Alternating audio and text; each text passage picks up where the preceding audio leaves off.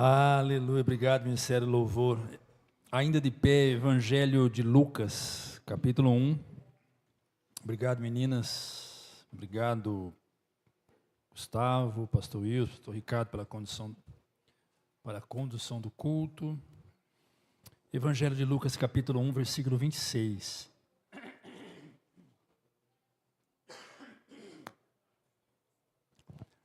Glória a Deus.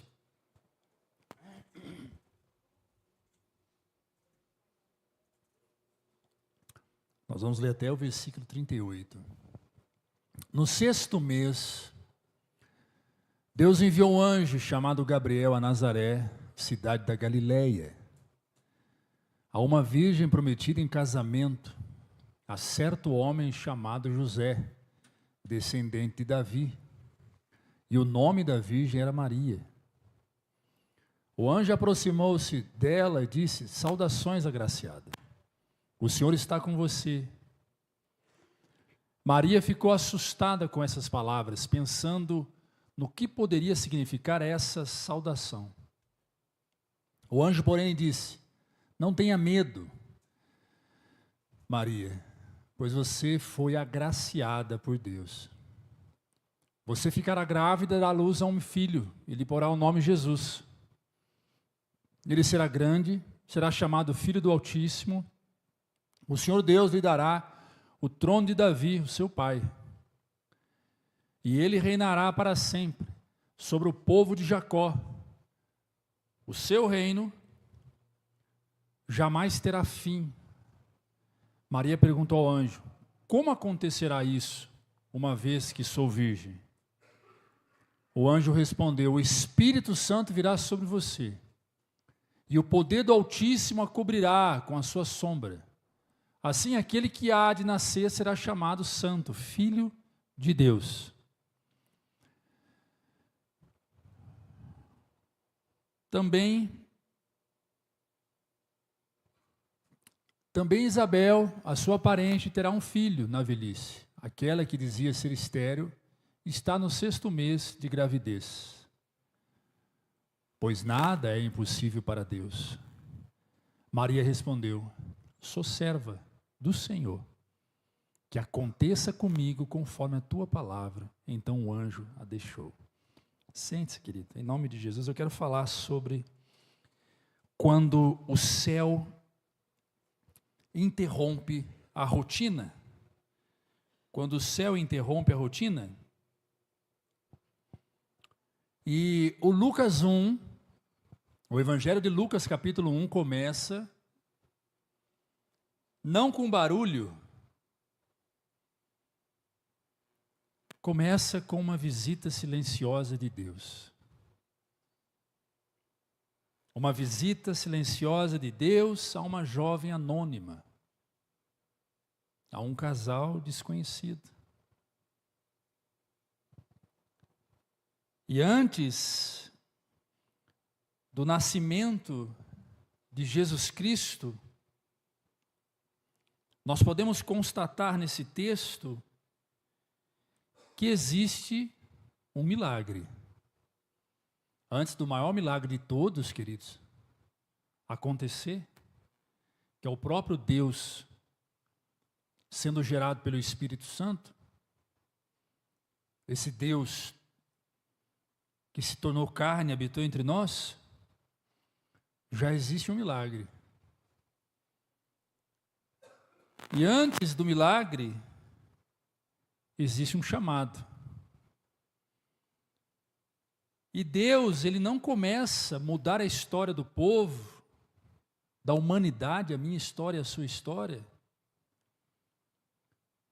alcançando os palácios, o poder político, reis, se comunicando com príncipes, com poderosos, com homens ricos, com religiosos, com sacerdotes, com o sumo sacerdote daquele tempo.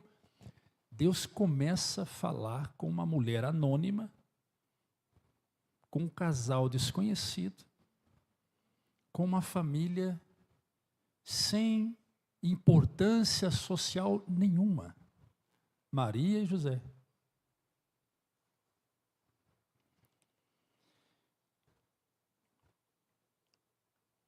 quando nós lemos todo o texto e o contexto, nós vamos ver que esse casal tinha algo que eu e você temos que ter, que era coração disponível. E Maria é o retrato da mulher e o perfil da mulher e do homem que tem coração disponível. E Deus sempre revela grandes planos, os seus grandes projetos, aquilo que Ele quer fazer de tão grande em favor da humanidade, é exatamente em lugares simples.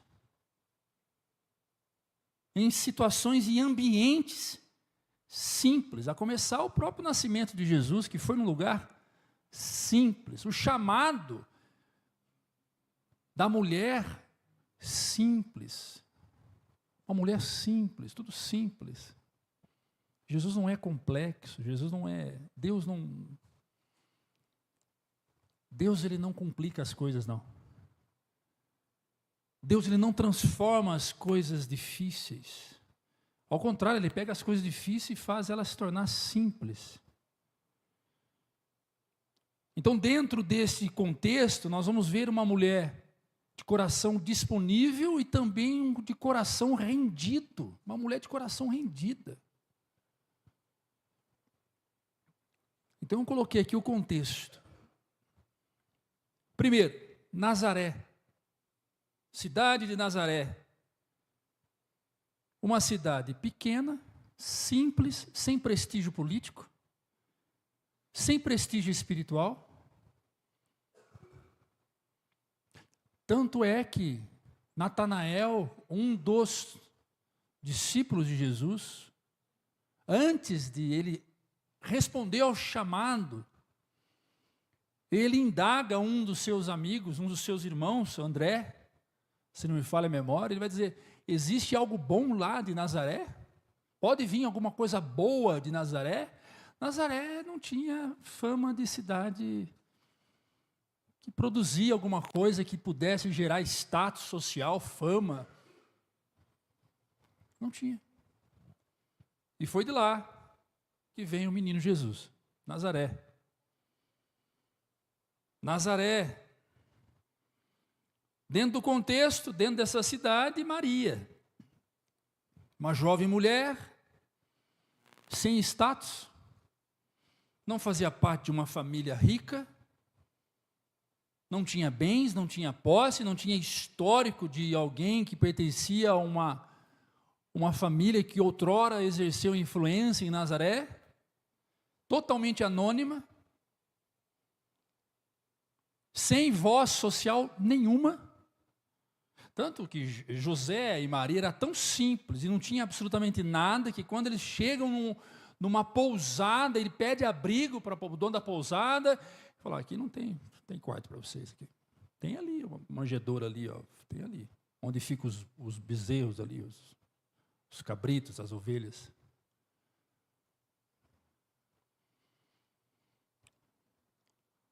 E é interessante porque, fazendo uma pausa aqui da mensagem, quando Jesus conta a parábola do bom samaritano, que socorre um homem caído à beira da estrada, o que esse bom samaritano faz? Pega o homem e leva ele para uma hospedaria. Chega lá, ele paga a conta. E fala para o dono ainda: se gastar mais alguma coisa, põe na minha conta que eu volto aqui e pago. Então, olhando por cima, dá para entender que esse bom samaritano, além de ser bom, ele tinha posse, ele tinha dinheiro, ele tinha voz social. Coisa que José e Maria não tinham. Posse, voz social, não tinha nada. E há um terceiro elemento aqui nesse contexto, que é o Gabriel.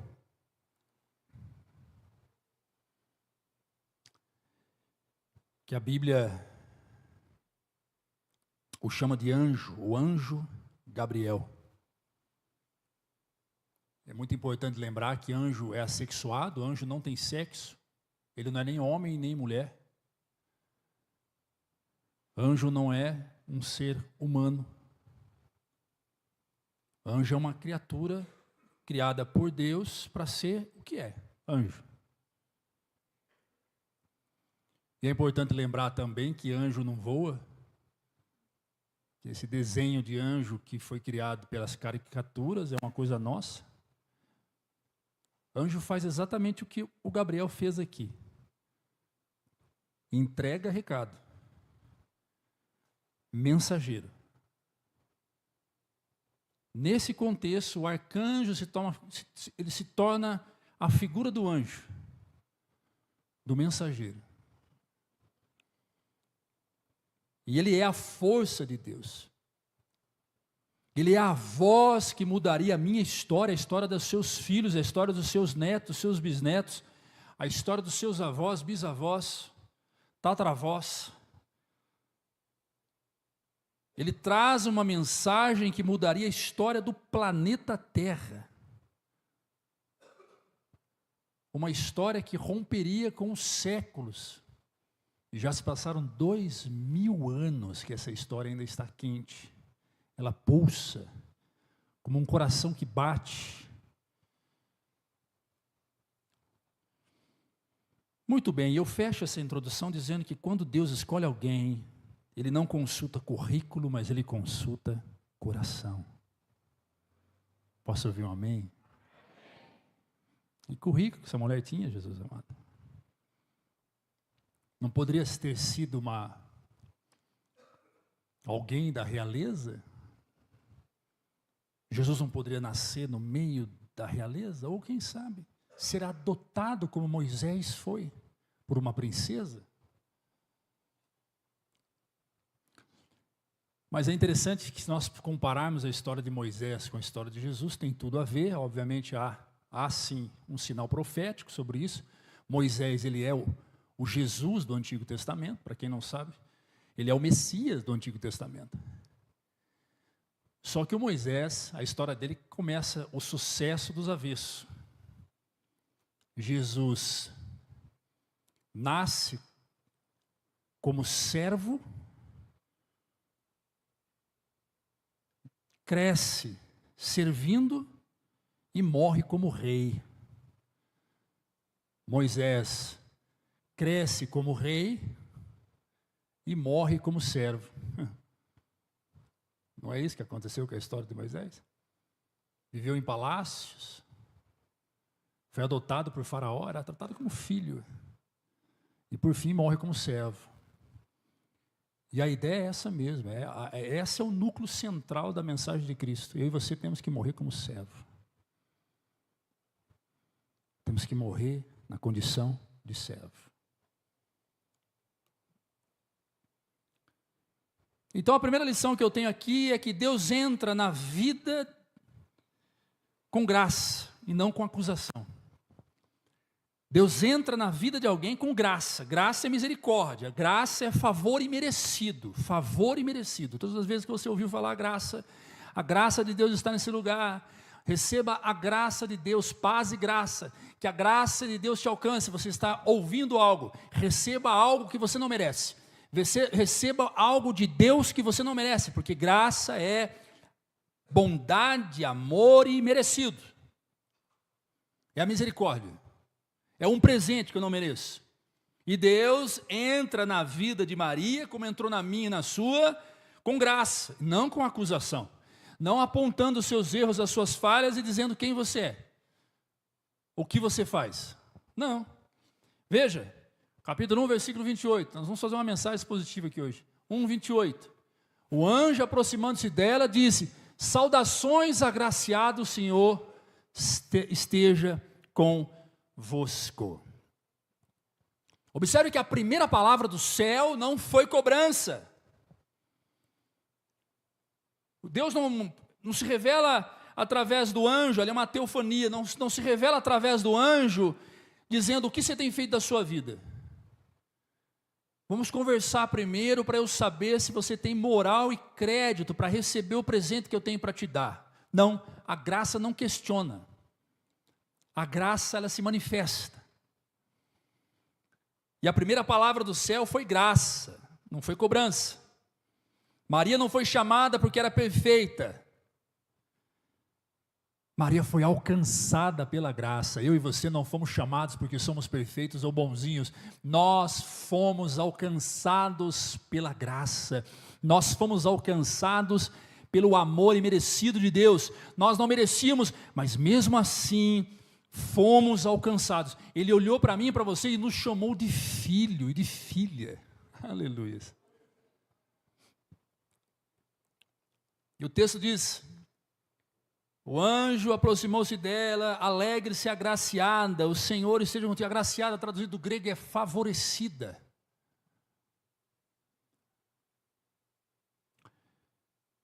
E isso também é uma resposta à própria teologia católica romana, que diz: salve Maria, cheia de graça. Qualquer um sabe dessa reza aí.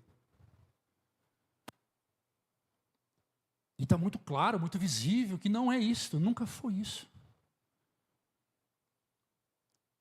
Em nenhum momento o anjo disse isso.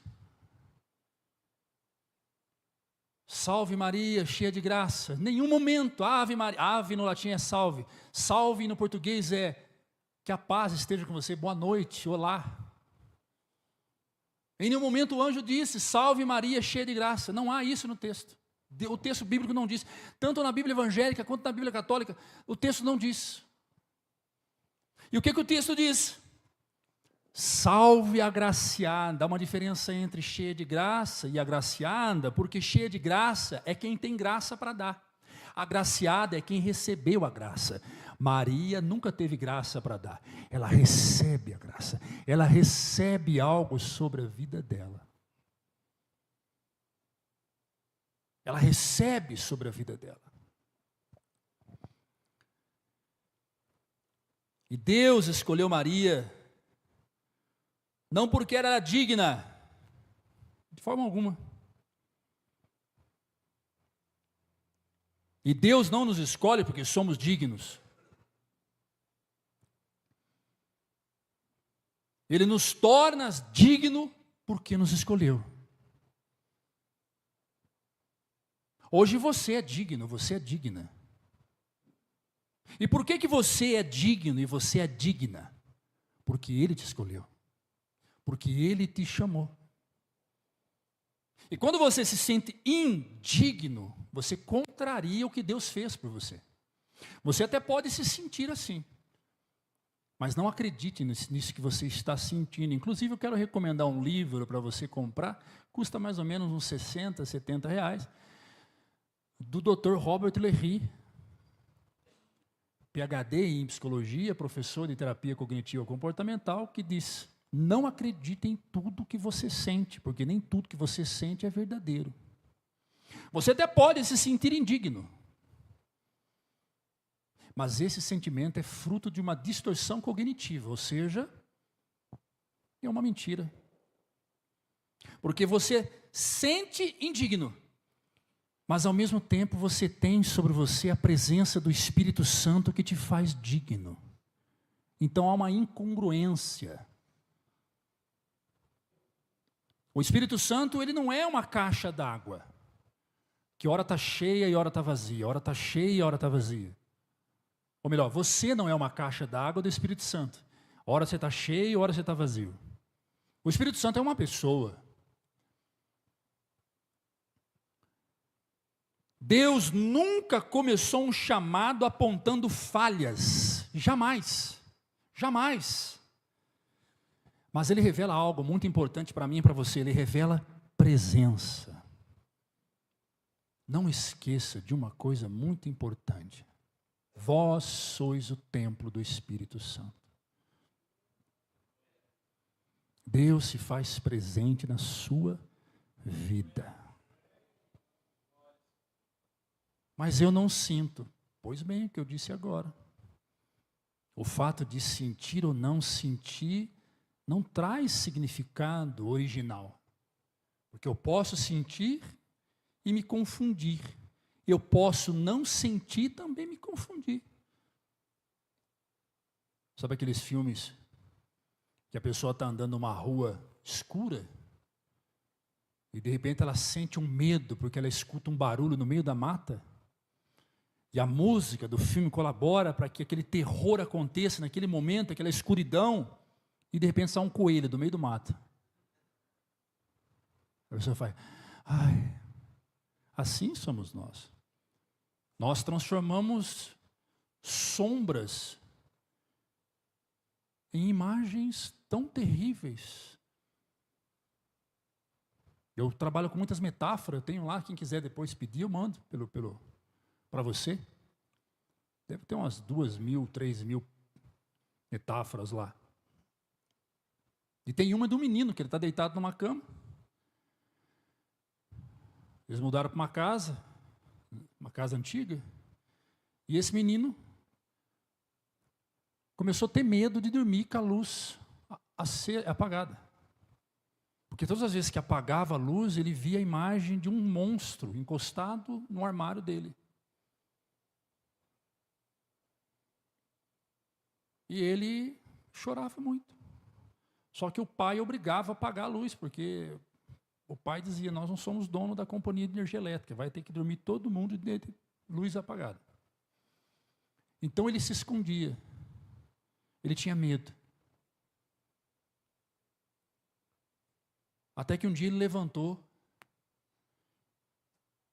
e ele falou, eu vou enfrentar esse monstro. Eu não posso ser covarde a vida toda. Meu pai me ensinou a ser homem. Eu vou lá enfrentar esse monstro. E quando ele chega perto da sombra, ele percebe que aquela sombra daquele monstro era a luz da janela que batia no casaco que estava pendurado na parede e que refletia no armário. E ele passou semanas sofrendo com aquilo. Esse é o poder da nossa mente, que nos engana, que nos ilude e nos faz sofrer. Eu torno a repetir e quero frisar isso para que você saia daqui com essa mensagem gravada no seu coração. Você é templo do Espírito Santo e o próprio Espírito habita em você.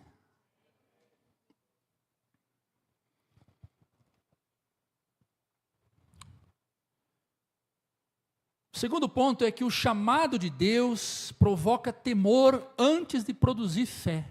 Veja o versículo 29. Maria ficou assustada com essas palavras. Observe que ela não ficou assustada com o anjo. Você ficaria? Seja sincero. Hoje de manhã o pastor Ricardo disse aqui, nitidamente aqui, do jeitão dele, somos humanos. Enquanto ele falava, eu fiquei imaginando comigo, Deus, eu tento tanto vencer minha carne.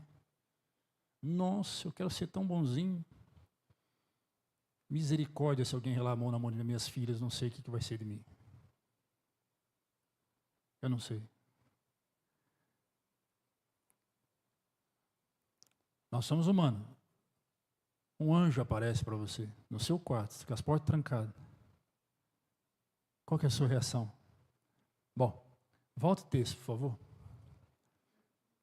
Maria ficou assustada com o anjo? Não. Maria ficou assustada com essas palavras. Ela não assustou com o anjo? Ela não assustou com a voz do anjo?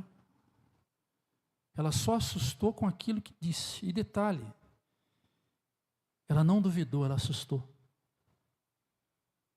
O anjo disse para ela, o que o anjo disse? Versículo 28, alegre-se, agraciado, o Senhor está com você.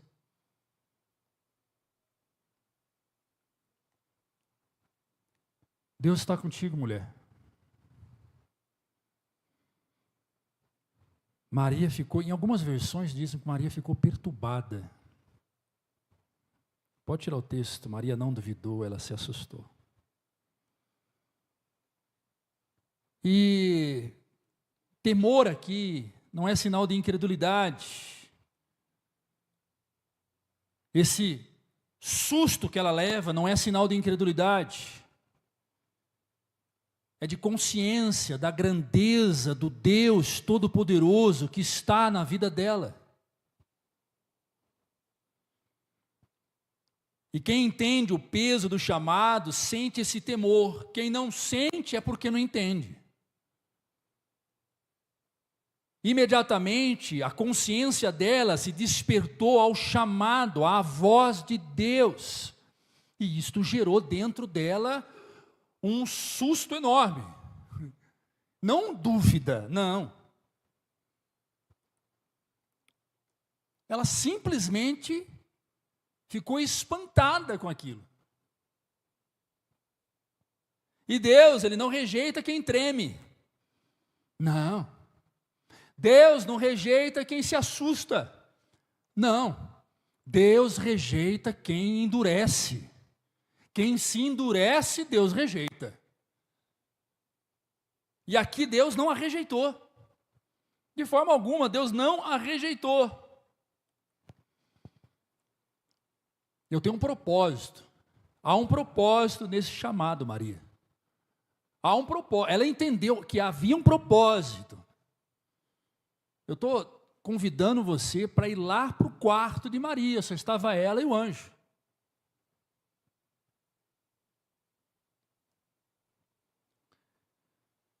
E isso nos joga para uma terceira interpretação do texto, que Deus revela o propósito antes de revelar o processo. É a gente que quer mostrar o processo antes para alcançar o propósito. A gente vai propor alguma coisa, a gente detalha tudo para chegar onde a gente quer, que é a proposta final.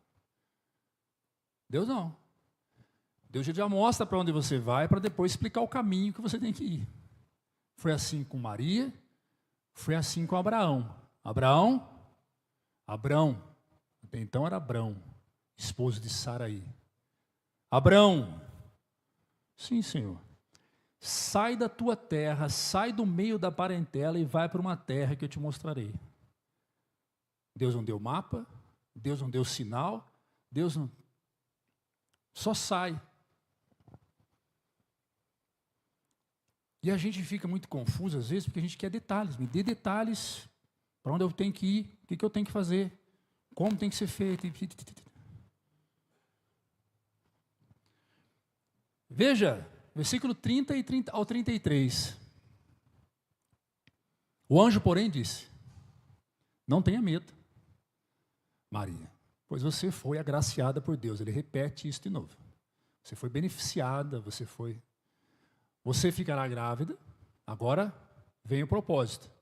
Você ficará grávida, dará à luz a um filho, e lhe porá o nome de Jesus. Ele será grande, será chamado Filho do Altíssimo. O Senhor Deus lhe dará o trono de Davi, o seu pai. E o 33. E ele reinará para sempre. Reinará para sempre é sinônimo de eternidade. Ele reinará para sempre sobre o povo de Jacó. E o seu reino jamais terá fim. Há duas expressões de eternidade. Ele reinará para sempre, porque ele é eterno, e o seu reino jamais terá fim, porque ele é eterno. Então, ele revela o propósito. Ele mostra o destino, mas não dá detalhes. E qual é o propósito? O Salvador está aí, no seu ventre. E o nome dele é Jesus. Esse é o primeiro. Segundo, ele vai reinar para sempre, porque essa é a missão dele. Terceiro, a origem dele é altíssimo e eterno. Deus nos mostra o para quê, mas nem sempre nos mostra o como. Às vezes você se encontra em uma situação difícil da sua vida e está questionando, para quê? Por que eu estou passando por isso? Me explica, Deus, o porquê. Ou para que o Senhor quer que eu faça isso? E a resposta não vem, o Senhor só quer que você faça. E é o caso dela aqui. Primeiro foi assim. E nisso me leva a uma conclusão de que fé não é entender tudo. Fé é confiar, às vezes, na maioria das vezes, sem entender. Fé não é entender tudo, é confiar mesmo sem entender. Eu quero entender primeiro para depois crer. Não, creia. Depois, no processo, Deus vai revelando para você e você vai entendendo o porquê. Hoje eu entendo muita coisa da minha vida. Coisa que eu não entendia. Que Deus pediu para eu fazer, eu fui e fiz, e aí, por fim, ficava sem entender porquê disso, porquê daquilo e tal, e aí depois fui entendendo. Deus foi mostrando.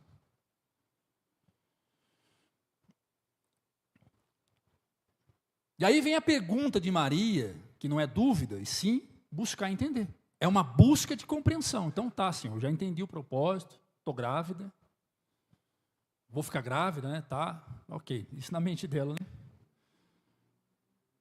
Aí vem a pergunta dela, versículo 34.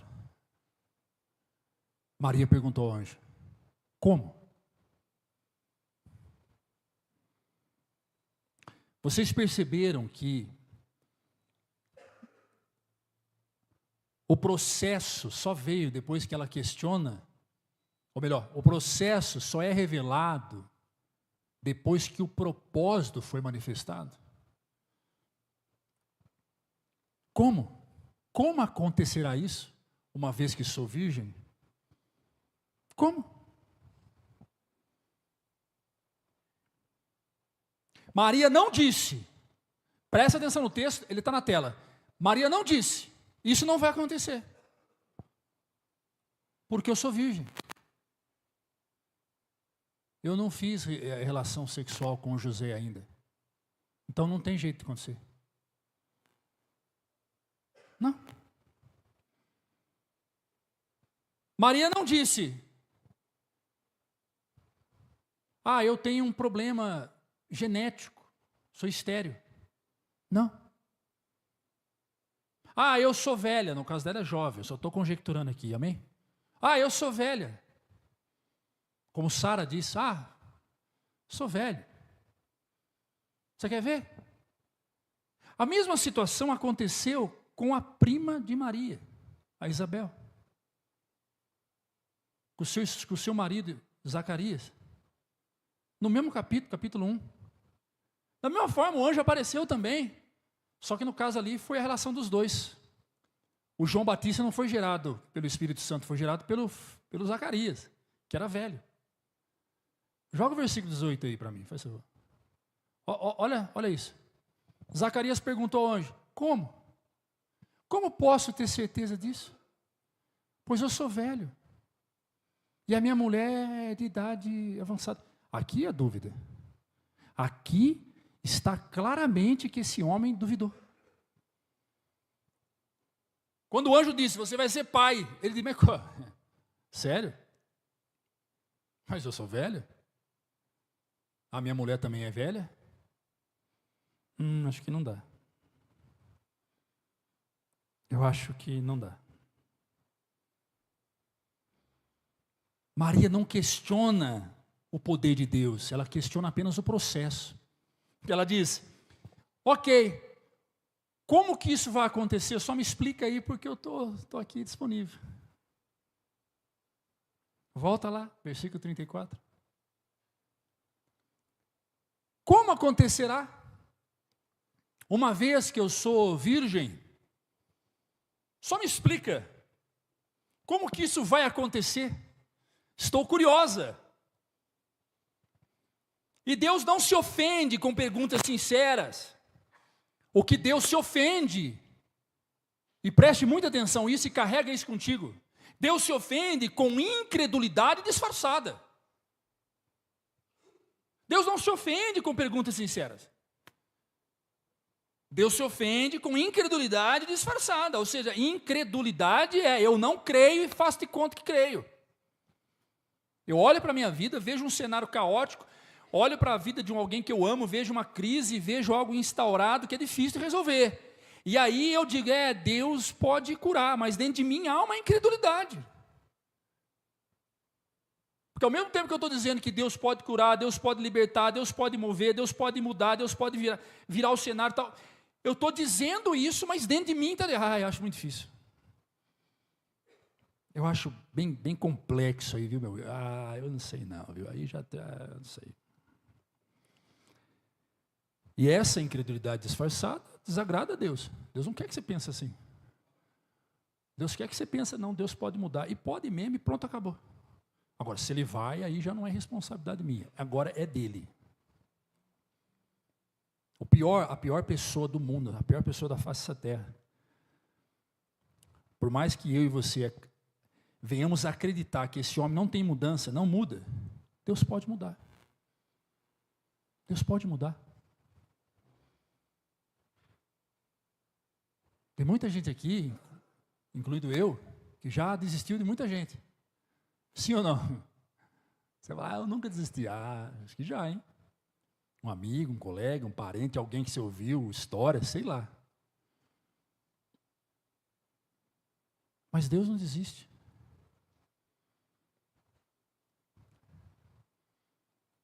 Deus jamais desiste. E Ele pode mudar a história, seja de qualquer pessoa.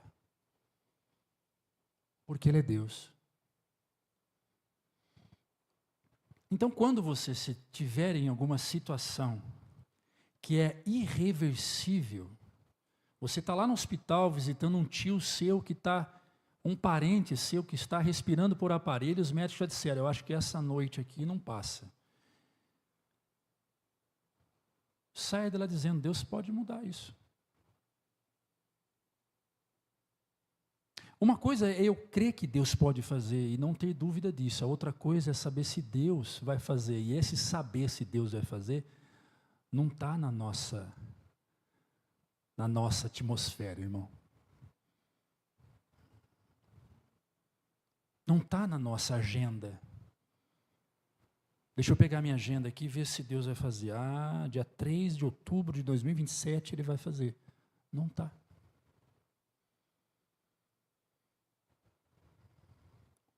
E aí vem um sentimento de fracasso espiritual, que é o seguinte, eu orei para o cara não foi curado, eu sou um fracasso, eu não tenho fé. Não. Não é assim. Não é assim que funciona. Se você tem fé, você alcançou Deus. E uma vez que você alcançou Deus, agora cabe a Deus dizer, vou curar ou não. Vou levantar esse morto, vou curar esse coxo, vou dar visão a esse cego. Não sei. O fato de Deus não responder a sua oração não significa que a sua oração não chegou aos céus. Tem pai aqui, tem mãe aqui. Você imagina se um pai e uma mãe for dar para o filho tudo aquilo que o filho pede. Que monstrinho que ele vai estar criando.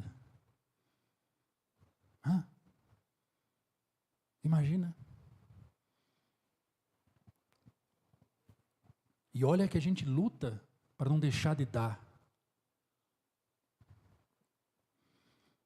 A razão da vida de um pai é viver pelos seus filhos. Mas tem coisa que não é de dar. E às vezes a gente vai deitar chorando mais que o filho que está chorando, pedindo algo e que você não pode dar.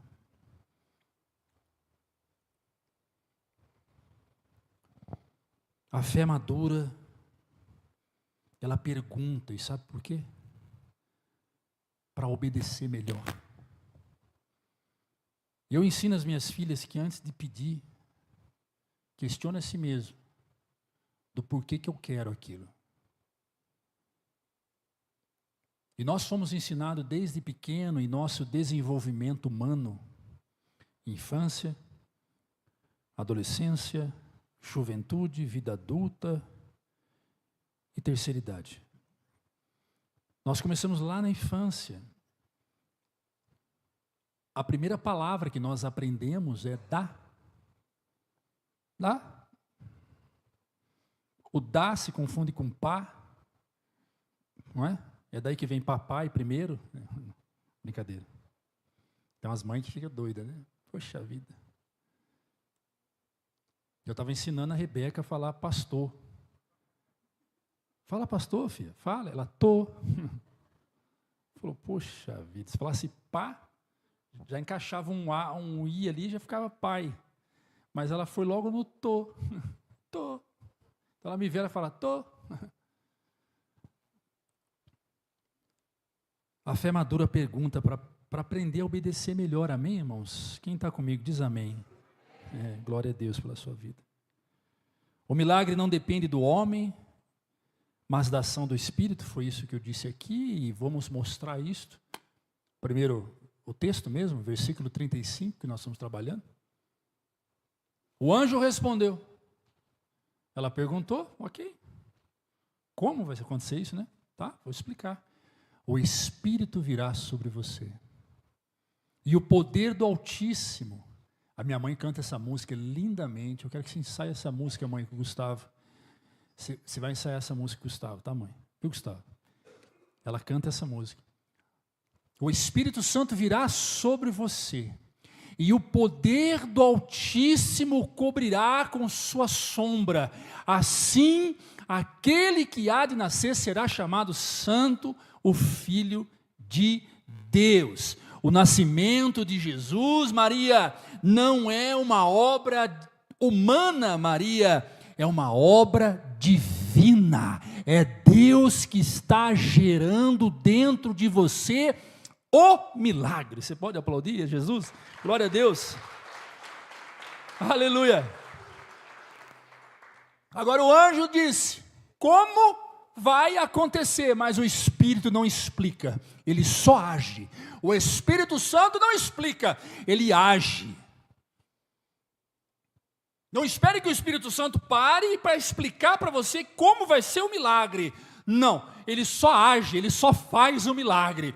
Deus pode até enviar um anjo e avisar você, eis que estou resolvendo o problema lá na sua casa, eis que eu vou curar o enfermo, eis que a porta vai abrir, segura que a tua bênção vem. Eu me lembro aqui, toda a honra e glória ao Senhor Jesus, que eu mandei uma mensagem para a filha da Leni, numa madrugada, eu disse, Fernanda, Deus, estou te mandando uma mensagem aí, o milagre está chegando.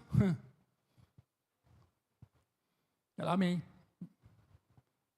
E veio o milagre. Obra do Espírito Santo. Obra do Espírito Santo. Deus pode até usar eu, usar o Ricardo, usar o Wilson, usar qualquer pessoa para te falar do milagre. Isso pode acontecer, como aconteceu com Maria. Agora, não espere que o Espírito Santo sente na janela da tua casa e fale, anote aí que eu vou explicar como eu vou fazer. A forma que ele vai fazer, querido, é só Ele que sabe. Aleluia. E a Bíblia diz que Deus usa as coisas loucas para confundir os sábios. Então tem coisa muito maluca que vai acontecer e você não vai entender, mas vai acontecer. Tem coisa que você, meu Deus, que virada de mesa, que virada de situação, que coisa maluca que aconteceu. Aconteceu. Foi incrível, mas aconteceu. E Deus faz acontecer. Onde o Espírito Santo age, o impossível se torna ambiente natural de Deus. Onde há a presença do Espírito Santo, o impossível é o ambiente natural de Deus. Aleluias. E onde é que o Espírito Santo age? Nas coisas. A gente volta para o início da mensagem. O Espírito age, o Espírito Santo de Deus age em nós. Quando você está na casa de alguém, na casa dos seus pais, que são católicos, que são espíritas, que são de outra religião, com todo respeito a outras religiões, né? Mas se você está na casa de alguém que não crê no Deus que você crê, naquele lugar se torna ambiente propício, natural para Deus agir, porque você é portador da graça, da unção, você carrega o milagre na sua vida. Não precisa falar muito não, caladinho no seu canto ali, a luz que está se radiando, que está iluminando todo aquele lugar. E quem sabe naquela noite alguém ali, naquela festa, naquele momento, depressivo, pensou em tirar a própria vida, doente, uma palavra sua, um abraço seu, uma direção mudou a história daquele sujeito. Milagre. Eu vou falar algo aqui, pode ser escândalo para alguns, mas tem família aí, não sei qual, mas deve ter, que Deus tem poupado essas pessoas por causa de você. Quem sabe você olha para o seu irmão, para a sua irmã, para a sua mãe, para a sua sogra, para o seu sogro, para o seu cunhado, sei lá. Você olha para alguém e fica se esquecendo, meu Deus, como é que consegue? Já era para ter morrido. Só que você esquece que você ora para essa pessoa. Você tem que cobrir de oração. Então, será que ele não morreu ainda porque você tem sido esse agente de milagre? Eu tenho quase certeza que sim. Eu tenho quase certeza que sim, 99% de certeza. Eu questionei um rapaz uma vez, por que você acha que você está bem de vida? Ele falou, porque eu trabalho. Aqui, ó. Eu falei, não, é porque a sua mãe ora para você. Ela bate o joelho no chão todo dia. Ah, eu acho que não é isso não. Eu falei, é sim, senhor. Porque o dia que ela parar de orar para você, você vai para o pó. E Deus tem poupado muitas pessoas das nossas famílias por causa de nós. Quem crê diz amém. Isso não é mérito nosso, é mérito de Jesus. Mas nós somos instrumentos de Deus nessa terra. Aleluias. Onde o Espírito Santo age, o impossível se torna ambiente natural de Deus. E é muito interessante porque eu olho para cá, para esse texto, e eu vejo que nenhuma promessa de Deus depende da nossa força. Não. Depende da nossa rendição. Deus olha para você e fala, esse homem é forte, eu vou recrutar esse homem aqui, eu quero usar ele. Não. Davi era forte? Não, Davi era um moleque. Um tapa de Golias derrubava Davi, irmão. O Golias, quando olha para Davi, fala, o que esse infeliz está me afrontando? Davi era fraco, fisicamente. Mas Davi era rendido, totalmente rendido a Deus. E era isso que fazia Davi forte. Ao ponto de matar urso, matar leão e matar um gigante. Deus não está procurando pessoas fortes. Deus está procurando pessoas disponíveis e rendidas. E quem sabe você se julga fraco por não conhecer muito a Bíblia, por não saber de teologia, por não saber pregar, por ser crente há pouco tempo, por gaguejar, por ter vergonha, por ter timidez. Quem sabe você se julga dessa forma? Deixa eu dizer, Deus não está nem um pouco preocupado com isso, não. Deus só está preocupado se o seu coração está rendido ou rendida. Deus só está preocupado se você está disponível. Então diga como o profeta Isaías diz, eis-me aqui, Senhor, usa a mim. E Ele usa. Na medida dEle, do jeito dEle, da forma dEle, no lugar que Ele quer que você seja usado. Nenhuma promessa de Deus depende da nossa força, mas depende da nossa rendição. Aleluias. E a maior, preste bem atenção nisso aqui, a maior declaração de fé não é você dizer, agora eu entendi perfeitamente o que Deus quer para a minha vida. Não é, nunca foi e nunca será. A maior declaração de fé é, eu me rendo. Tem uma canção que a gente canta aqui, eu me rendo, eu me rendo, eu me rendo a Ti, Senhor. É isso? Eu faço tudo, deixo tudo para Te entregar, não é isso? Não é eu entendo, é eu me rendo. Meu irmão, entender, todo mundo entende, filósofo entende, professor entende, do mais simples ao mais catedrático, entende, todo mundo entende. Tem muita gente aqui que entende a mensagem de A a Z, sai daqui entendendo tudo. Entende o que eu prego, entende o que o Wilson prega, entende o que o Ricardo prega, entende o que a Ábida prega, entende o que o Gustavo prega, entende que todos os irmãos pregam, o irmão Eduardo, todo mundo. Entendo, eu entendi perfeitamente. Palavra boa, palavra maravilhosa, eu entendi. Ok, mudou o que na sua vida? Se entender a palavra mudasse a nossa vida, misericórdia, eu acho que eu estaria lá na glória com Deus agora, nesse exato momento, o Senhor tinha me arrebatado, me levado vivo. Porque uma coisa que eu gosto muito de fazer é entender. É o trabalho do psicólogo, é entender. Está claro que a gente precisa entender. Mas se nós não nos rendermos, para nada vale entender. Vai ser mais um culto, vai ser mais uma palavra, vai ser mais uma pregação, vai ser mais uma exposição bíblica, vai ser mais uma história contada. É render. Versículo 38. Pode vir aqui, Gustavo. Maria respondeu, só o Gustavo, por favor. Maria respondeu: sou serva do Senhor. Sou serva do Senhor. Que aconteça comigo conforme a tua palavra.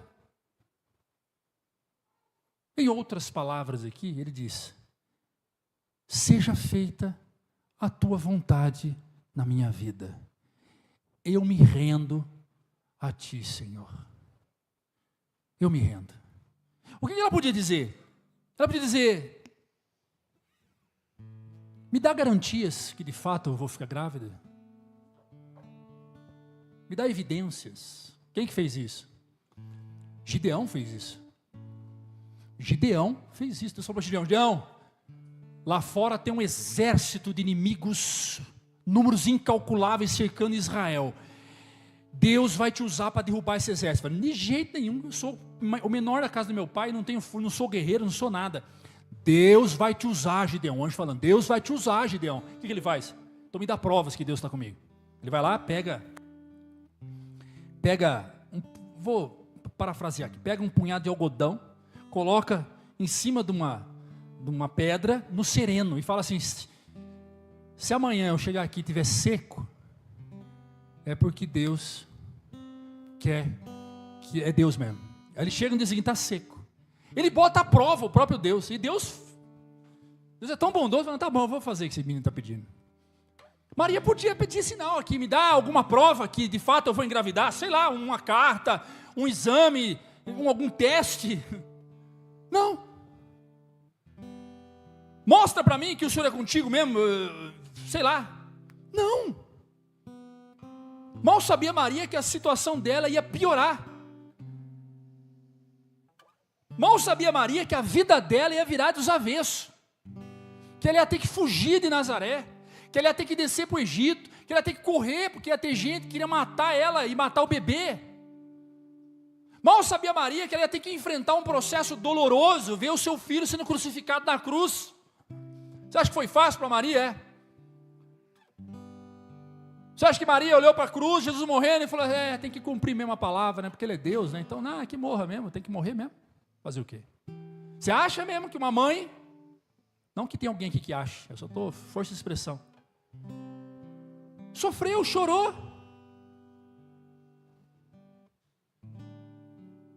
Ela não sabia que ia passar por tudo isso. Processo.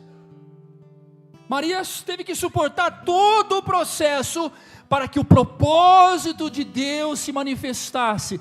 E o propósito de Deus se conclui na ressurreição de Jesus, não foi nem na morte. A morte foi parte do propósito. A ressurreição foi o êxtase do propósito. A cereja do bolo foi Jesus ressuscitar. Porque não haveria sentido ele morrer e não ressuscitar. Se Jesus morresse e já acordasse lá no céu com Deus, como foi o caso do ladrão da cruz, hoje mesmo tu estarás comigo no paraíso. O ladrão da cruz não ressuscitou, mas Jesus ressuscitou. O ladrão da cruz foi enterrado e o corpo dele apodreceu. O de Jesus foi enterrado e o corpo dele ressuscitou. O propósito da morte de Jesus se dá na ressurreição. O propósito do nascimento de Jesus se dá na morte.